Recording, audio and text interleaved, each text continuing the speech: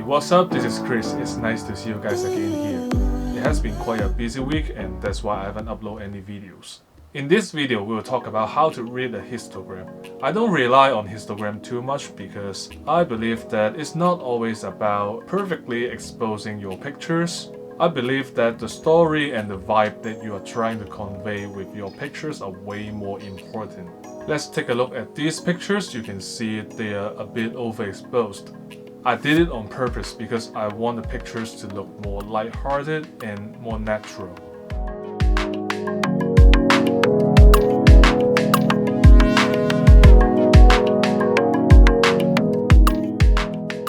But anyways, histogram is the perfect tool for you to check the exposure of your pictures. It's the most accurate way to do it.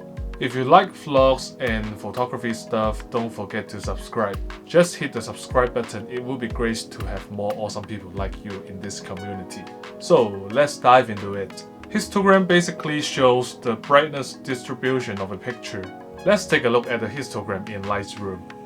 The histogram is actually divided into 4 parts, which are the whites, the highlights, the shadows, and the blacks. On the far right hand side we have whites, which represent the brightest part of your picture, and on the far left hand side it represents blacks, which are the darkest part of your picture, obviously.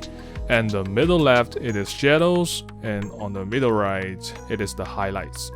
The curves also show the brightness of each primary color, as you can see here, which are the red, green, and blue. There is no such a thing as the perfect histogram. As long as there are no data on the far left or far right hand side, it's okay. So let us make the picture look a little bit brighter first. And sometimes we want to avoid overexposing or underexposing the picture too much. You can move your cursor to the arrows here and here to check if there are any white clippings or black clippings. As you can see, the areas of white clippings are revealed on the picture. They are highlighted in red. And we can go back to fix the overexposure by tuning down the exposure a bit. And we can add some contrast. And as you can see, we have fixed the overexposure. There are actually 2 ways to adjust the highlights, shadows, blacks, and whites. You can use the histogram, you can drag on it. For example, if you want to suppress the white, you can drag it leftward. As you can see, it will move.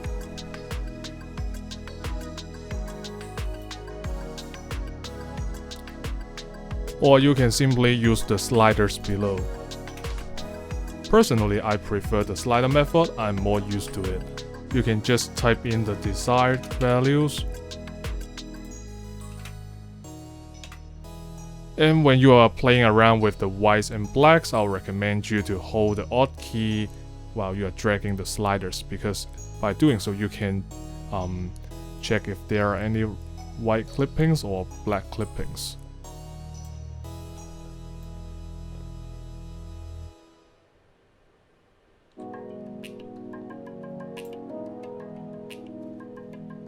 After all, histogram is the most accurate way to check the exposure of your pictures.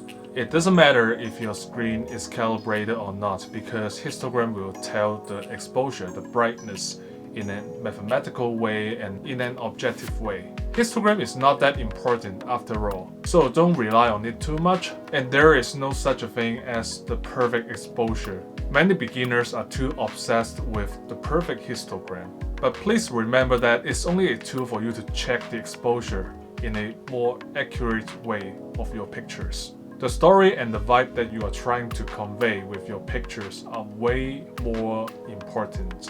I would say a good picture is not always perfectly exposed. It's okay to overexpose or underexpose your pictures as long as you can justify why you did it. For me, I only use the histogram to check if there are any white clippings or black clippings, because you can hardly recover any details from those areas. That's why I'll pay extra attention on them.